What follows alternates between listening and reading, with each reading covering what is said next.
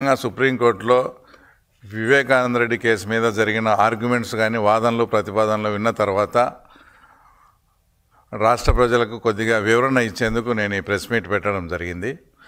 అంటే అందరూ కూడా రాష్ట్ర ప్రజలు కూడా ఈ మధ్యకాలంలో అసలు వివేకానంద రెడ్డి కేసు ఏమన్నా కోల్డ్ స్టోరేజ్కి వెళ్ళిందా, దాని మీద ఏది పురోగతి తర్వాత ఏది కనిపించడం లేదని, అంటే నిజంగా ఏదైతే ప్రజాస్వామ్యవాదులు కానీ అంతా కూడా అహింసావాదులు కానీ అంటే ఏం జరుగుతోంది, ఈ కేసు ఇంత నిర్దాక్షిణ్యంగా చేసినా కూడా ఈ కేసు అమీతుమీ తేల్చకుండా కోల్డ్ స్టోరేజ్లో పడిందా అనే అనుమానం కూడా అందరికీ వచ్చింది. దానికి తోడు సునీత గారు ఏదైతే ఫైట్ చేస్తున్నారో, అంటే అక్కడుండే ముద్దాయిలు ఎవరైతే ఉన్నారో ఆ ముద్దాయిలంతా బయట ఉండి స్వేచ్ఛగా తిరుగుతూ సాక్షులను ప్రభావితం చేస్తూ సాక్షులను ఆ తర్వాత బెదిరిస్తూ ఉన్నారు. కాబట్టి నేను ఏదైతే న్యాయ పోరాటం చేస్తానో తర్వాత దానికి చాలా అడ్డంకిగా మారుతోందని ఆమె సుప్రీంకోర్టుకు, అంటే పలానా వల్ల బెయిల్ రద్దు చేయాలని కూడా ఆమె సుప్రీంకోర్టుకు వెళ్ళడంతో నిన్న వచ్చేసి ఆర్గ్యుమెంట్స్ స్టార్ట్ అయినాయి. ఆ ఆర్గ్యుమెంట్స్లో వచ్చేసి ప్రధానంగా అంటే సిద్ధార్థ లూత్రా గారు, అంటే సునీత తరపు న్యాయవాది గారు ఆర్గ్యుమెంట్ చేసిన విధానం ఏంటంటే, సుప్రీంకోర్టు గైడ్లైన్స్ ప్రకారము మీరు ఒక కాల పరిమితి విధించారు. ఆ కాల పరిమితి విధించడం వల్లనే సిబిఐ వాళ్ళు క్లోజర్, అంటే ఈ ఇన్వెస్టిగేషన్ అయిపోయిందని క్లోజర్ వేశారు. ఇప్పుడు మీరేమన్నా సిబిఐకు డైరెక్షన్ ఇవ్వండి ఈ కాల పరిమితి మీద. అప్పుడు ఆ డైరెక్షన్ ఇస్తే తప్ప ఇదే సిబిఐ వాళ్ళు అనేక సార్లు హైకోర్టుకు కానీ సుప్రీంకోర్టుకు కానీ చాలాసార్లు వచ్చేసి దీంట్లో లార్జర్ కాన్స్పిరసీ ఉంది, ఆ కాన్స్పిరసీ బయట పెట్టాలని అదే సిబిఐ వాళ్ళు అడిగినారు. కాబట్టి మీరు మళ్ళీ వాళ్ళకు రీఇన్వెస్టిగేషన్, అంటే ఈ ఇన్వెస్టిగేషన్ గడువు కొంచెం పెంచండి, అప్పుడు ఎలాబొరేటెడ్గా ఇన్వెస్టిగేషన్ చేసి దీంట్లో లార్జర్ కాన్స్పిరసీ అనేది ఏదైతే ఉందో అది తప్పకుండా బయటికి రావాలని తర్వాత సిద్ధార్థ లూత్రా గారు వాదించడం జరిగింది. ఇంకోటి పాయింట్ ఏంటంటే, ఏదైతే సునీత రాజశేఖర్ అంటే వివేకానంద రెడ్డి కూతురు అల్లుడి మీద ఒక అతను కృష్ణారెడ్డి పేరుతో ఒకటి ఫాల్స్ కంప్లైంట్ ఇవ్వడం, తర్వాత సిబిఐలో పనిచేసే రామ్ సింగ్ మీద కూడా తర్వాత ఒకటి ఫాల్స్ కంప్లైంట్ ఇచ్చి దాని మీద బాగా డిలే చేసి అదంతా కూడా చాలా ఇబ్బంది పెట్టే కార్యక్రమం జరిగింది. అవి కూడా అత్యున్నత న్యాయస్థానం సుప్రీంకోర్టు దృష్టికి తీసుకురావడంతో ఆ రెండు కేసులు కూడా ఫాల్స్ కేసెస్, వీటిని క్వాష్ చేస్తున్నామని కూడా చెప్పడం, అలాగే దాంట్లో రిటర్న్గా రాయడంలో కూడా ఇవి కేవలం చాలా దురుద్దేశపూర్వకంగా ఈ కేసులు వీళ్ళపై పెట్టడం జరిగింది అని కూడా అత్యున్నత న్యాయస్థానం కామెంట్ చేసింది. అంటే దీన్ని బట్టి వాళ్ళ అధికారాన్ని ఆ రోజుల్లో స్టేట్ గవర్నమెంట్ అధికారాన్ని ఏ విధంగా ఉపయోగించుకున్నారో కూడా దేశ అత్యున్నత న్యాయస్థానం దాంట్లో క్లియర్గా అంతా కూడా వివరించడం జరిగింది. తర్వాత ఏదైతే ముద్దాయిల తరపున ఉన్నారో వాళ్ళ లాయర్, డిఫెన్స్ లాయరు ఇప్పటికే ఒక్కొక్కరు 2 సంవత్సరాలు తర్వాత 3 సంవత్సరాలు లోపల ఉన్నారు. ఇంకా వాళ్ళ బెయిల్ రద్దయి ఇంకా లోపలికి చేస్తే మాకు ఇబ్బంది అవుతుందని ఆయన వాదించడంతో అప్పుడు వచ్చేసి సిబిఐ లాయర్ గారు కూడా, అంటే రాజు అని సిబిఐ లాయర్ గారు కూడా ఆయన ఆర్గ్యుమెంట్ చేస్తూ, అసలు ఈ కేసు అనేది 2 సంవత్సరాలు ముద్దాయిలు 5 సంవత్సరాల కేసు కాదు.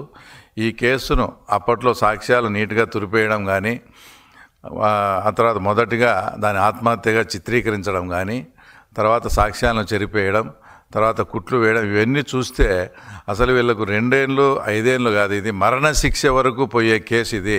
ఆయన చెప్పిన వర్డింగ్ అంటే మరణశిక్షకు కూడా ఈ ముద్దాయిలు అర్హులు అనేటువంటి ఒక ఘాటైన వ్యాఖ్యలు కూడా చేస్తూ వీళ్ళు 2 సంవత్సరాలు కాదు, ఆ తర్వాత ఇది 5 సంవత్సరాలు కాదు, అంటే వీళ్ళు మరణశిక్షకు కూడా అర్హులు అన్నట్టు ఆయన ఆర్గ్యుమెంట్ చేయడం.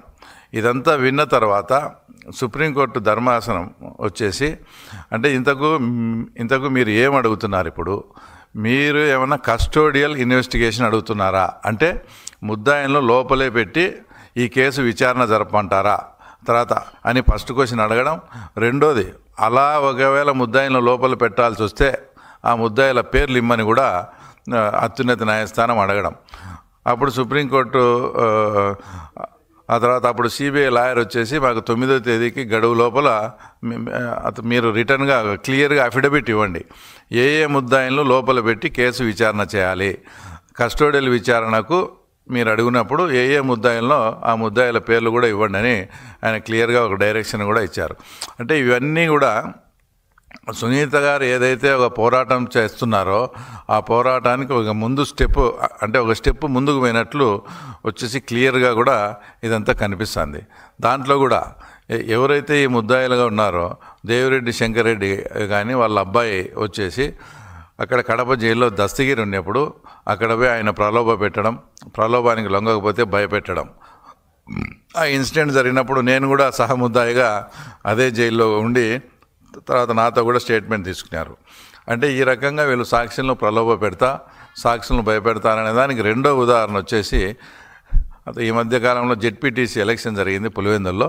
అక్కడ విశ్వనాథ్ రెడ్డి అనే అతన్ని కూడా దేవిరెడ్డి శంకర్ రెడ్డి అనేక మార్లు ఫోన్ చేసి బెదిరించారని అది కూడా కంప్లైంట్ రికార్డ్ అయ్యి అది కూడా కేసు కూడా రిజిస్టర్ అయింది. అంటే ఇవన్నీ ఎందుకు చెప్పాల్సి వస్తుందంటే వాళ్ళు బయట ఉండి ఈ రకంగా సాక్షులను కానీ ఇంకో రకంగా కానీ ప్రలోభాలకు గురి చేయడం, భయపెట్టడం చేస్తున్నారనే వచ్చే సునీత గారు ఏదైతే వాదన చేస్తున్నారో ఆ వాదన ఖచ్చితంగా నిజమవుతూ ఇదంతా చూస్తే సునీత గారు ఏదైతే న్యాయ పోరాటం చేస్తూ ఉన్నారో వచ్చేసి దానికి తగ్గ ఫలితం వచ్చేసి తొందరలోనే రాబోతుందనే దానికి, ఎందుకంటే సుప్రీంకోర్టు కూడా ఆ తర్వాత సిబిఐ వాళ్ళ లాయర్ కూడా ఏం చెప్పారంటే ఇదంతా మాట్లాడుతూ total master mind is Avinash Reddy అని కూడా ఆయన కామెంట్ చేయడం జరిగింది. అంటే దీంట్లో కర్త కర్మ క్రియ అంతా కూడా అవినాష్ రెడ్డికి తెలిసే జరిగింది. Total master mind is Avinash Reddy అని. కాబట్టి సునీత గారు ఏదైతే వీళ్ళు బయట ఉంటే ఈ కేసు సజావుగా జరగదని అనుకుంటున్నారో ఆమె ప్రార్థన మేరకు సుప్రీంకోర్టు కూడా నిన్న జరిగిన దాన్ని బట్టి చూస్తే తప్పకుండా ఈ కేసులో చాలా ముందుకు పోయి సునీత గారు ఏదైతే అడుగుతారో ఆమె పోరాటానికి న్యాయం జరుగుతుందని కూడా వచ్చి ఖచ్చితంగా ఆశిస్తూ, రెండోది ఈ మధ్యనే జరిగిన బై ఎలక్షన్ మాట్లాడితే 2024లో 11 సీట్లు వచ్చే దానికి కారణం ఈవీఎం అంటాడు. నిన్న జరిగిన దాంట్లో డిపాజిట్ కూడా రాలే పులివెందుల జెడ్పీటీసీ. డిపాజిట్ రాకుంటే దాంట్లో రిగ్గింగ్ అని ఇదని ఏవేవో కుంటి సాగులు చెప్తా ఉన్నాడు. ఎంత నీచానికి దిగజారినారంటే 5,000 10,000 అంటే పులివెందుల మండలంలో ఓటర్లను కాకుండా వేరే వాళ్ళకు డబ్బులు ఇచ్చి సాక్షివాడు 5,000 ఇచ్చేది, సాక్షివాడు మైకు పెట్టేది, ఆ రోజు నేను ఓటు వేయలేదు అని చెప్పించే కార్యక్రమం. అసలు అందులో అట్లా మాట్లాడించినప్పుడు ఒకటి క్లియర్గా ఒక వీడియోలో కనంపల్లి అనే గ్రామంలో ఇట్లా జరిగిందని మాట్లాడింది పులివెందుల మున్సిపాలిటీకి చెందిన ఓటర్స్. అంటే వాళ్ళు మొన్న జరిగిన ఎలక్షన్స్లో ఓటర్సే కారు, అది కూడా మేమంతా కూడా అది క్లియర్గా కూడా ప్రూఫ్ చేయడం కూడా జరిగింది. ఇట్లా ఇంత మాట్లాడేటప్పుడు ఆ రోజు పెద్దిరెడ్డి రామచంద్రారెడ్డి గారు కుప్పంలో జరిగిన తర్వాత ఆయన స్టేట్మెంట్ ఇచ్చి ఎన్నిక ఏదైనా కూడా గెలిపే అని ఆయన మాట్లాడినాడు మరి ఆ రోజు. అంటే ఇప్పుడు ఉండే పరిస్థితికి ఆయన మాట్లాడిన దానికి మళ్ళీ మీరేం సమాధానం చెప్తారు? ఇప్పటికీ మీ చెంచాలతో ఏదైతే నువ్వు ఏం చెప్తే అది మాట్లాడమని ఆ చెంచాలతో ఏం మాట్లాడిస్తావు?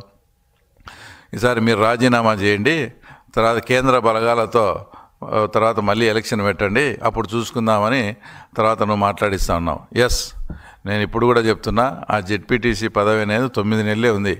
కానీ మేము ఎందుకు పోటీ చేయాల్సి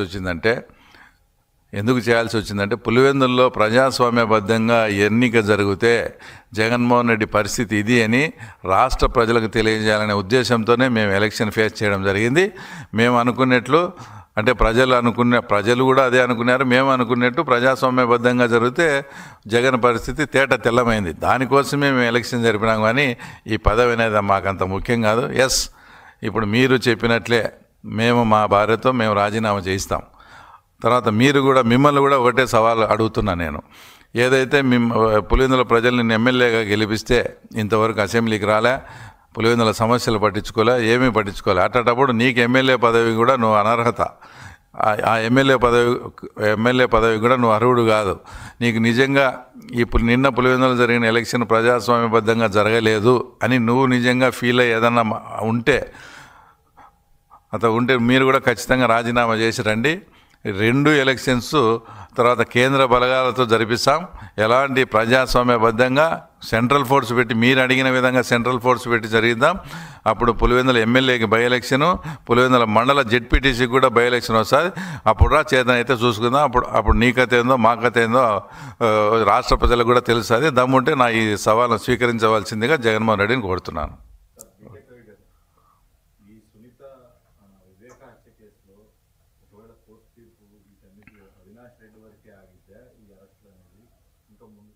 అంటే అవినాష్ రెడ్డి వరకు ఆగేట్టుగా ఉండింటే ఇప్పుడు ట్రయల్ జరపమని అడిగేది వాళ్ళు ఎంతసేపు ఉన్నాయి. ఆమె తరపున సిద్ధార్థ లూత్రా గారు సుప్రీంకోర్టులో ఏమని అడుగుతున్నారు, మీరు అప్పుడు కాలపరిమితి విధించినందువల్లనే మీరు కాలపరిమితి విధించినందువల్లనే మేము ఇది సిబిఐ ఇన్వెస్టిగేషన్ కంప్లీట్ అయిందని చెప్పాము. మీరు ఆ కాలపరిమితి కానీ ఇప్పుడు కొంచెం సవరించండి, వీళ్ళు కొద్దిగా టైం ఇస్తే వీళ్ళు మళ్ళీ ఇన్వెస్టిగేషన్ చేసి సిబిఐ ఏదైతే పదే దీంట్లో లార్జర్ కాన్స్పిరెన్సీ ఉంది, పెద్ద కుట్ర ఉందని చెప్తారో ఆ కుట్రను భగ్నం చేసేదానికి సిద్ధార్థ లూత్రా గారు టైం అడిగారు. అదే మీరు అడిగినట్టు అవినాష్ వరకు ఆగిపోతే అది అడగాల్సిన అవసరం లేదు. కాబట్టి వాళ్ళకు లార్జర్ కాన్స్పిరెన్సీని తేల్చాలనే ఉద్దేశంతోనే సిబిఐ వాళ్ళకు కొంచెం టైం ఇమ్మని సిద్ధార్థ లూత్రా గారు సుప్రీంకోర్టును అడుగుతూ ఉన్నారు.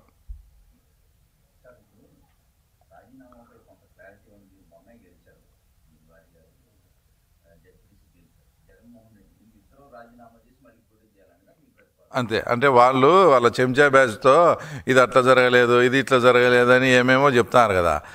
ఏమేమో చెప్తూ సెంట్రల్ ఫోర్స్ పెట్టి ఎలక్షన్ జరపమని అడుగుతున్నారు. అంటే అతని మనుషులు, అంటే సతీష్ రెడ్డి కావచ్చు ఇట్లాటోళ్ళు. నేనేం చెప్తానంటే, సరే ఇప్పుడు మీరు ఎమ్మెల్యే గెలిచి అసెంబ్లీకి పోలేదు, ఏం లేదు. తర్వాత మీరు ఇప్పుడు పులివెందులలో మమ్మల్ని రాజీనామా చేయమంటున్నారు. ఇదే రాజీనామా నువ్వు కూడా ప్రజల సమస్యలు తీర్చలేదు, ఇంకోటి తీర్చలేదు, నువ్వు కూడా రాష్ట్ర ప్రజలకు నాకు బలం ఉందని ఒక సంకేతం ఇచ్చుకోవాలంటే నువ్వు కూడా రాజీనామా చేసిరా. మేము మా భార్యతో రాజీనామా చేసాం. పులివెందుల మండల జెడ్పీటీసీ, పులివెందుల ఎమ్మెల్యే ఎలక్షన్ 2 కేంద్ర బలగాల దాంతో చేసుకుందాము, నీకు దమ్ముంటే రా అని చెప్తున్నాం. రైట్ మా.